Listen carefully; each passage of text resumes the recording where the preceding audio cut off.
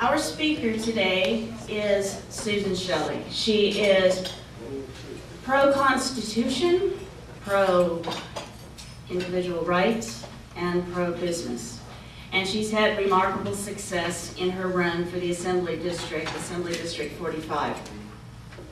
My guest today is Paul Little, the CEO and President of the Chamber of Commerce. He had heard of Susan's success and her remarkable campaign before I contacted him, and was eager to meet her today on behalf of his membership. The Chamber doesn't endorse, but the membership's very interested in candidates like Susan Shelley. As a brief introduction, Susan, if I may, Republican nominee, California Assembly District 45, author Susan Shelley, stunned the political world last year by coming within 329 votes of victory in a special election in Assembly District 45 in the West San Fernando Valley, where registered Democrats outnumber registered Republicans 48% to 25%. Outspent by a margin of 10 to 1, Susan nonetheless reached the voters with her message of protecting Prop 13, fighting for affordable energy and water, and working to restore economic growth and job creation in California. Now running for the same seat in 2014, Susan has the endorsement of the Howard Jarvis Taxpayer Association, the Republican parties of LA and Ventura counties, the Los Angeles County Lincoln Clubs, and a long list of community and business leaders. Susan is the author of 3 books on the U.S. Constitution, including A History of the Bill of Rights and a futuristic legal thriller about due process of law. Her books are on the shelves of university and law libraries around the country and have been used in high school and college classes on government. She also has written op-ed articles for newspapers, which have been published in the Los Angeles Daily News and other papers around the country. Susan graduated magna cum laude from California State University, Northridge with a degree in history, and began her career in the television industry with Merv Griffin Enterprises, where she was the associate producer of the television show Jeopardy! Before going on to be a full-time writer, and now a full-time campaigner. Thank you very much for joining us, Susan.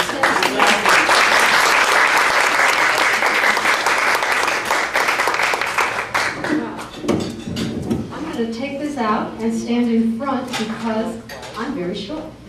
And I want to say hi a little more close up. My name is Susan Shelley. I am the candidate that is going to turn the blue district red. In the primary, we had 45% of the vote, but more significant than that, we had thousands more votes in the 45th Assembly District than the other Republican candidates. I had, in the preliminary numbers in the 45th District, 7,300 more votes than the candidate for Lieutenant Governor. Who are those people? Over on the Democratic side, there were 18,000 straight Democratic ticket voters, pretty much, give or take a couple of hundred, went right down the line and voted for the governor, the lieutenant governor, the attorney general, and the Democratic Assembly candidate. But on the Republican side, my campaign was pulling new people into the process. We had 2,800 more votes. These are the preliminary numbers before the late ballots were counted. We had 2,800 more votes than both gubernatorial candidates combined on the Republican side. 7,300 more than the lieutenant governor. 4,000 or 5,000 more than the 2 Republican congressional candidates combined. The voters in the 45th District were doing something interesting. They were voting in the assembly race and nothing else. It's very interesting. This may be the microcosm that tells us how we take back California. This district, where the registration is only 25% Republican, went 49% Republican in the special election and 45% Republican in the primary. When the most partisan Democrats come out to vote, we were still at 45%. It's the message. It's the information. I'm going to tell you how we did that on a very lean budget, an all-volunteer campaign. If you've been through the West Valley in the last few months, you probably saw all those yard signs up and down all the major streets. Every single one of those yard signs was hammered into the ground by a volunteer. Every one of them. People were calling me up and saying, my signs were stolen, I need more signs, and they were hammering them into the roads. All volunteers, all people concerned about losing their homes to higher property taxes, which is a genuine threat. Let me tell you what's going on with Proposition 13. The Democrats will tell you that they are not going to touch Proposition 13, but in fact, they are going after property owners at the bottom of the property tax bill.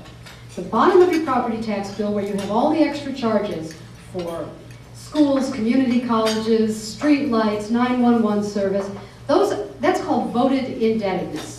And what that means is that the voters have passed a bond issue to fund these important priorities. And it goes on the bottom of the property tax bill. Now, according to the California Constitution, it takes a 2/3 vote to pass those and put those on the property tax bill.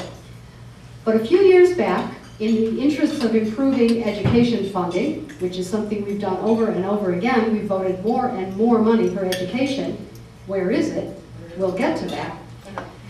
In the interest of doing that, the legislature and the people of California decided that education bonds should pass with just 55% of the vote instead of the 67%, instead of 2/3. 55% was enough to pass education bonds.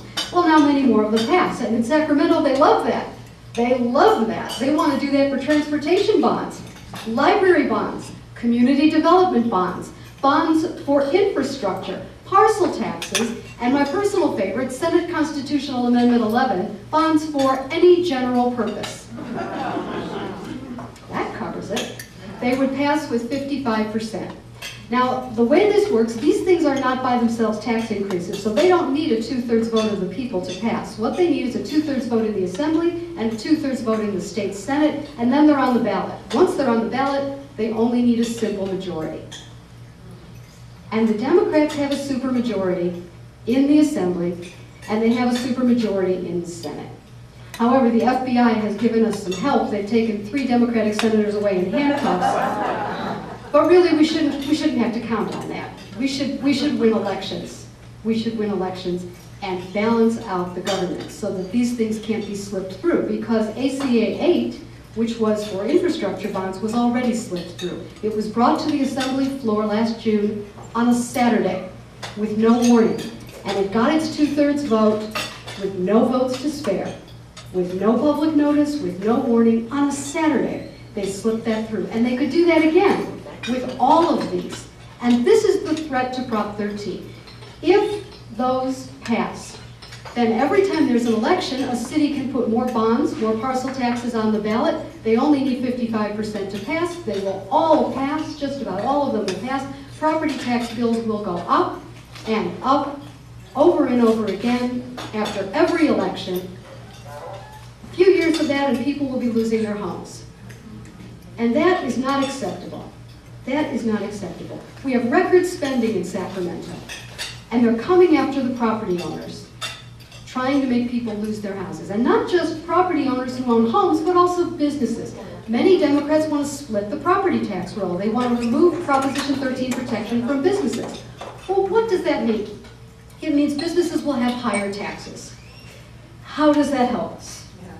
How does it help us if we hit businesses with higher and higher property taxes to the sky? If you're taking property that people have owned for a long time and you're reassessing it to market value every year or two, these businesses that have been here for a long time will be hit with enormous tax increases. And what's going to happen to hiring? What's going to happen to investment in the business? What's going to happen when they all pick up and say, you know, now that we don't have Prop 13, we might as well be in Nevada. We might as well be in Texas. Democrats call that a loophole. I call it an air hole. The difference between a loophole and an air hole is what you punch in the box so the people inside don't suffocate. And that's what we're doing to businesses in California. We are suffocating them. We are suffocating them with these constant threats of raising taxes. One of the reasons it's so important to break the supermajority is so that people will have confidence that somebody's got a foot on the brake now and then to make sure that these things aren't slipped through on a Saturday when nobody's looking. Let me talk a little bit about energy. In 2006, AB 32 was passed. This was a bill that was designed to prevent global warming. And it would, if global warming was caused by an excess of dollars in your checking account. But it isn't. It isn't caused by an excess of dollars in your checking account. The natural processes of the earth are what they are, and whether it's man-made or it's not man-made, even if you grant the premise that global warming is happening, that it's terrible, and that it's all our fault, What they've proposed to do about it is not helping anything. The first thing that AB 32 did is it made utilities in California go to 33% renewable fuels to generate electricity. The standard had been 20%. Well, as soon as the standard went to 33%, and they have to reach that by the year 2020, every utility in California had to go out and sign long-term contracts for wind and solar energy. Very expensive, wind and solar energy. And this has been making utility bills across the state go up every year by double digits. And there's more coming because we're not at 33% yet, and they don't know how we're going to get there because wind and solar is not adequate for the needs of California. We're an industrialized society. This is not Mayberry RFD, this is Los Angeles, California. We need energy, and we need fossil fuels to generate energy. And it's costing you an enormous amount of money, and it's costing businesses an enormous amount of money for this arbitrary standard that was pulled out of the air, 33% by the year 2020. Let me ask you a question. While you're struggling to pay your utility bills, while businesses are struggling to keep the lights on, what are we accomplishing with that? If we go to 33% and nobody else does, Texas doesn't do it, China doesn't do it, India doesn't do it, are we affecting the climate? We're not doing anything but hurting ourselves and making California uncompetitive. Are we setting a good example for the world? Nobody's following it. Nobody's following it. We could repeal AB 32. We could suspend the further implementation of AB 32. That would be like a tax cut for everybody in the state. Wouldn't affect the budget one bit, but it would make everybody in the state better off. Every business would have lower utility bills, or at least they'd stop going up. It would be very helpful. We could do that. We could do that. Something else that's in AB 32 is a lot of regulations on diesel trucks. There's particulate matter in the air. There's a debate over whether this is dangerous. Scientists say that the science, which was secret to make these regulations, is not valid, and that it's not a health hazard. But even if it is a health hazard, only 5% of the particulate matter in our air is due to diesel trucks and buses. Most of it is drifting over the sea from China. It's drifting over the ocean. Like 40% of the particulate matter is drifting over from China. Only 5% is diesel trucks. But that didn't stop CARB, the California Air Resources Board, from requiring $15,000 filters on every diesel truck that operates in California. For owner-operators, for people who own fleets, for everyone who pays to have anything that's moved by truck in this state, like food, it just got more expensive. And once again, for no good reason. It's way out of proportion. The cost and the effectiveness, way out of balance. And it's brutalizing our trucking industry in California for no good reason. And there's a third aspect to the AB 32 law that should be suspended, and this is the cap and trade fund. This is a way that we have of taxing something new. It's a way of taxing greenhouse gas emissions. Everybody breathe in. Everybody breathe out. That'll be $150 each. That's how cap and trade works. And the money is going into a government fund, the cap and trade fund. And the money was supposed to be used for projects that reduce greenhouse gas emissions and save the planet. However, it's turned into a giant slush fund for politicians who want to spend money that they don't have on things that we won't vote to support, like the bullet train. This year, in the budget deal, the governor has taken $250 million out of that cap and trade fund over the objections of environmental groups and spent it on the bullet train. Now, as you know, $250 million doesn't buy very much of the bullet train. The bullet train is projected to cost $68 billion. $250 million barely pays for those oil paintings over the fireplace with the blue trains and the yellow stripe. Or maybe they're watercolors. The governor really doesn't like oil. It must be watercolors. So this is a huge amount of money, and it's about to get bigger because on January 1st, transportation fuels, gasoline and diesel, go under the cap and trade regime.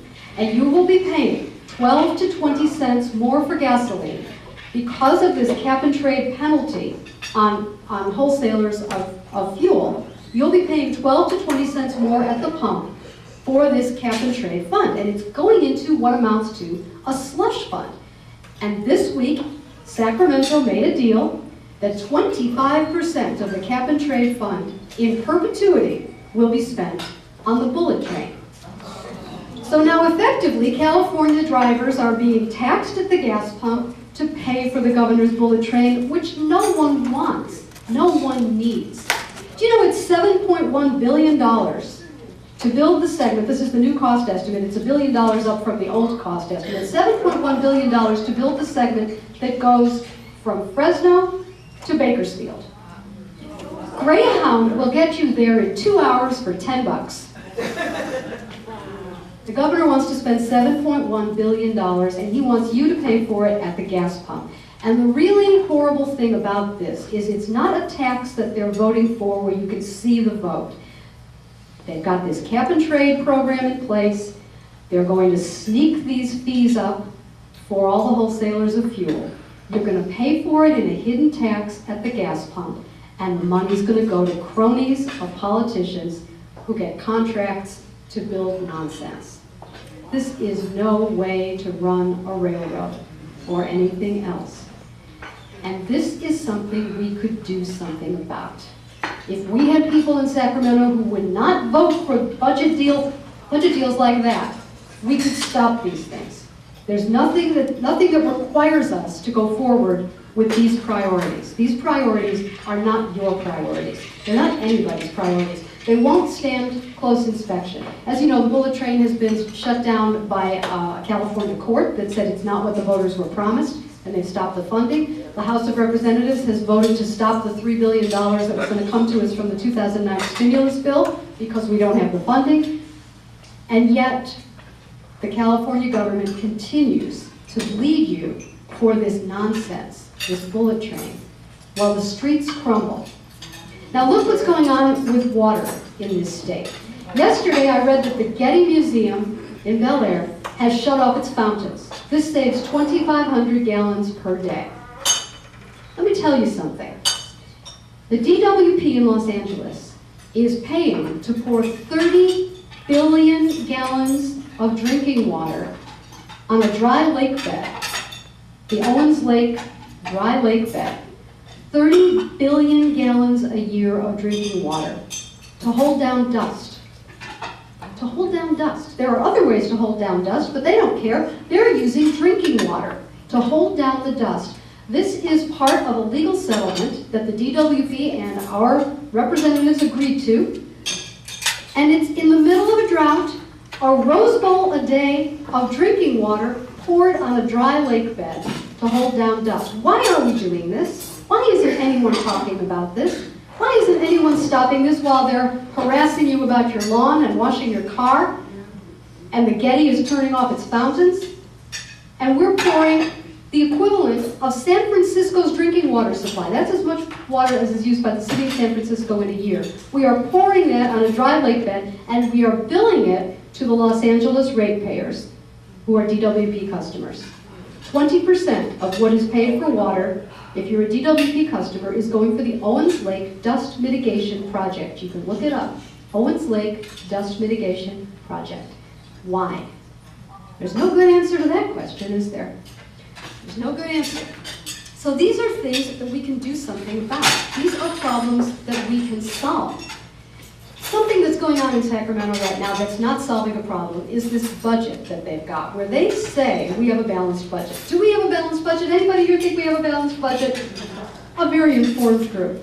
We do not have a balanced budget. We are $340 billion in the red. Debt and unfunded liability. Unfunded liability for pensions for state workers and teachers. The teachers' pension fund by itself is $4.5 billion in the hole every year for the next 30 years to pay the benefits of the teachers currently in the system.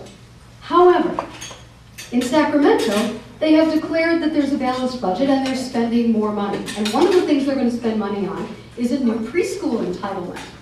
Now, the preschool entitlement has union teachers. This is more union teachers paying dues to the teachers' union, which is good for the teachers' union, but it's very expensive for the taxpayers, and it's another wave of pension obligations for the future. Without any pension reforms that make it more affordable for us, It's just adding to the long-term problem.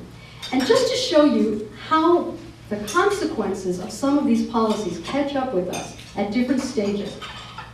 During the internet bubble in the late 1990s, California had a lot of money coming into the Treasury because people were selling their internet stocks and big capital gains were coming to the Treasury. And they decided, because stocks were so high and they had all this money coming in, that they could cut the contribution to the teachers' pension fund. So the state of California cut what it was paying to fund the teachers' pensions, thinking, it's overfunded, we'll be fine. Well, of course, the internet bubble burst, as everyone who's responsible knew it would. But they never put that money back.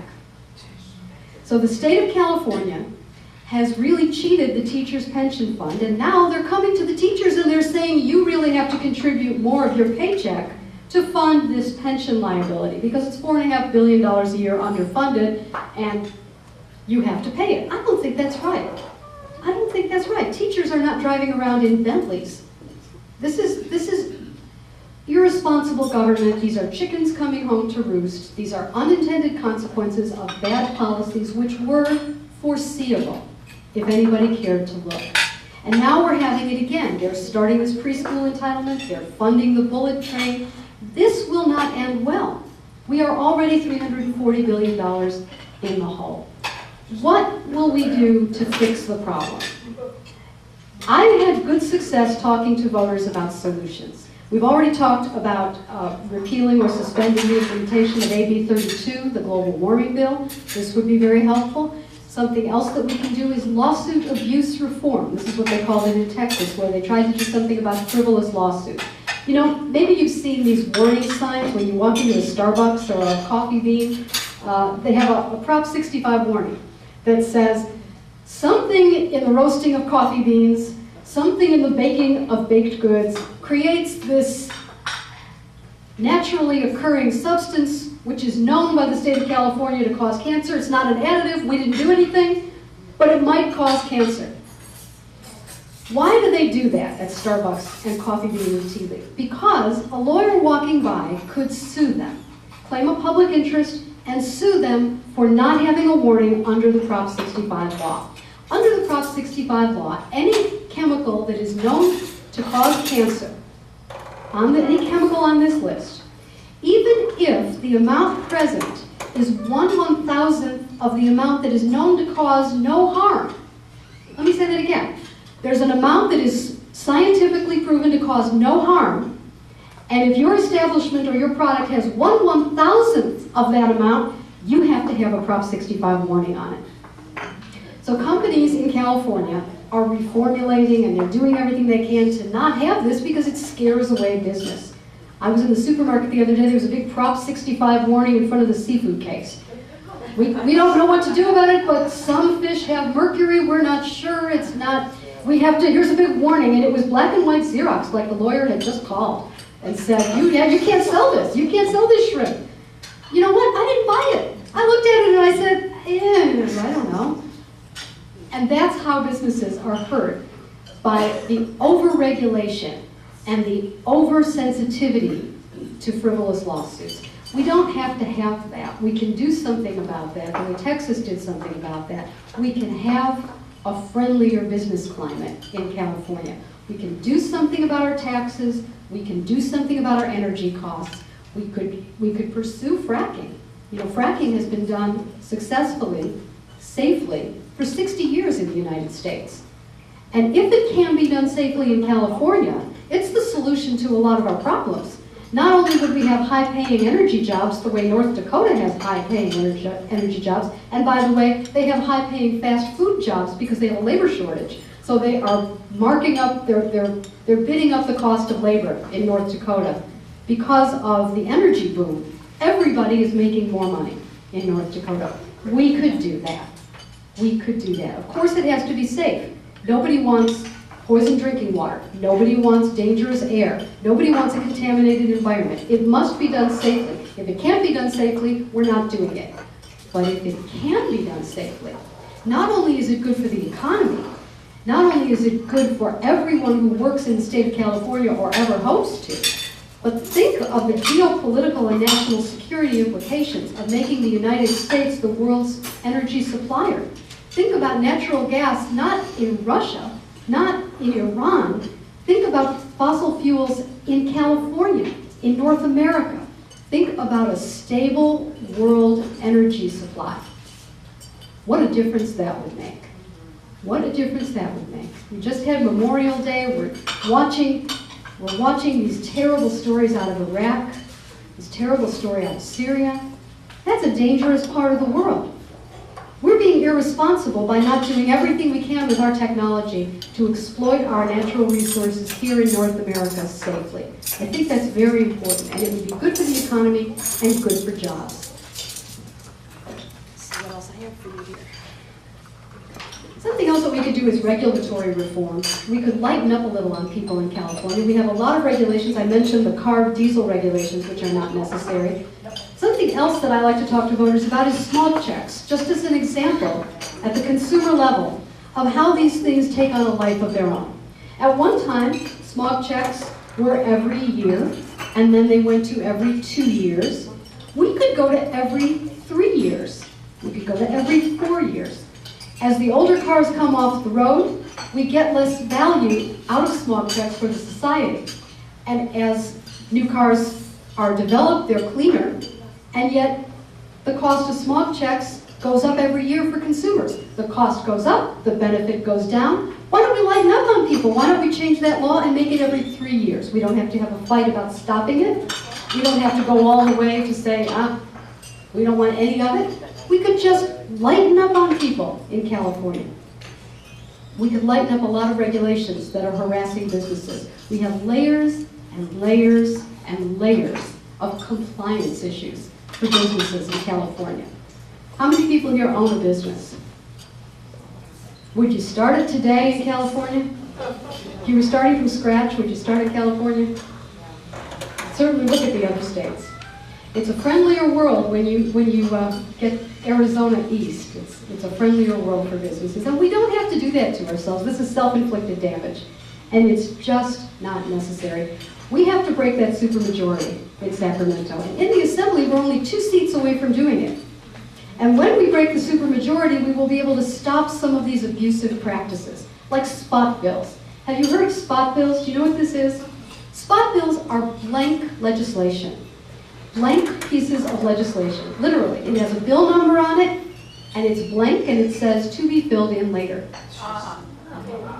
They did 40 of these this year in the state Senate. This is true. You can Google it. Spot bills, also known as budget trailer bills. Blank legislation, it's passed blank. It goes into a back room. Something is written on it at the end of the session by lobbyists, by staffers.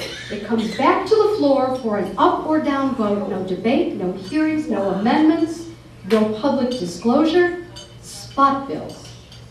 Spot bills. Let me give you another example. The Assembly just passed AB 1839, I think is the number. It's a bill to extend the film tax credit. California currently has a $100 million film tax credit program. It's going to expire next year. They'd like to expand it, extend it, make more productions eligible for it. So they wrote a bill that does this. I think it's 5 years. And they left the line with the dollar amount blank. And it went into the Arts Committee in the Assembly, and it passed out of the Arts Committee with the dollar amount blank. And then it went to the Tax and Revenue Committee in the Assembly, and they looked at it, and they voted for it, and they passed it out of the committee with the dollar amount blank. And then it went to the floor of the Assembly, and it passed, I'm sad to say, unanimously, with the dollar amount blank.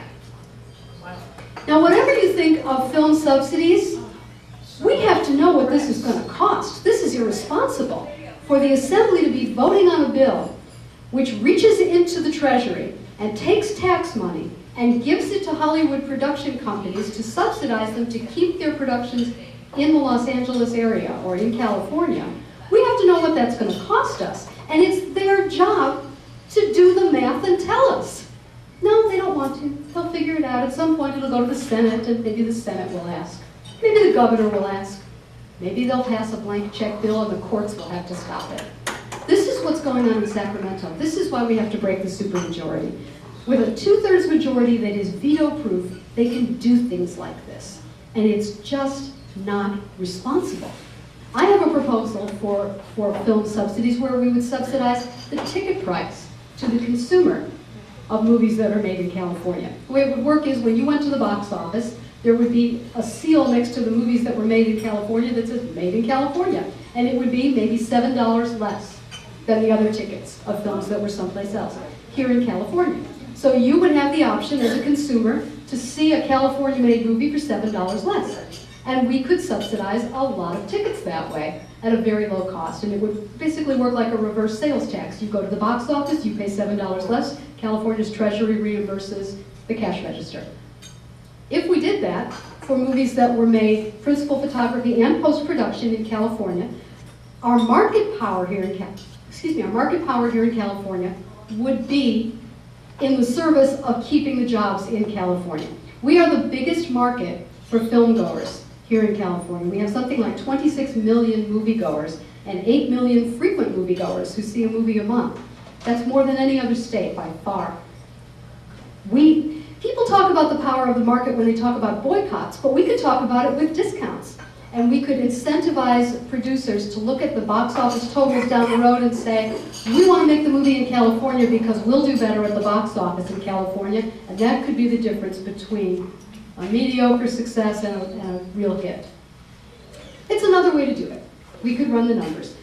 It certainly is better than passing blank legislation and coming to the voters quietly whispering, oh, it's not going to be that much, it's only going to be 200 million. And then they go and they whisper to someone else, no, it's probably going to be 800 million, or maybe it's going to be 1.5 billion. What is that? We have to break the supermajority. It takes 2 seats to do that. And let me tell you, we have to win in areas where it's hard to win. Anybody can win where the Republican registration is 60%. There's no great skill involved in that, and it doesn't impress anybody when you do, and it doesn't change anything in California. So when we divide up the state into the safe districts and the who cares, we're not going to run their districts, we're not making any progress. We must make progress. Let me put this in big picture context. Collectivism is destroying our country. Collectivism is the belief, the philosophy, that everything produced in a country belongs to everybody, and the government's job is to distribute it fairly. That's collectivism. We won a war to defeat that, and we are moving in that direction here in this country. Our country was founded on individual rights. We are the first country in the history of human civilization to be founded on the belief that individuals have the right to their own life, their own liberty, and the pursuit of their own happiness. And when individuals have the right to their life and their liberty and their property, and they can keep the fruits of their labor, you have tremendous economic growth.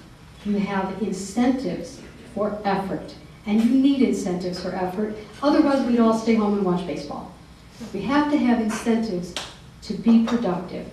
And this is the genius of the American system. And we are walking away from it, down this road toward collectivism in the name of fairness.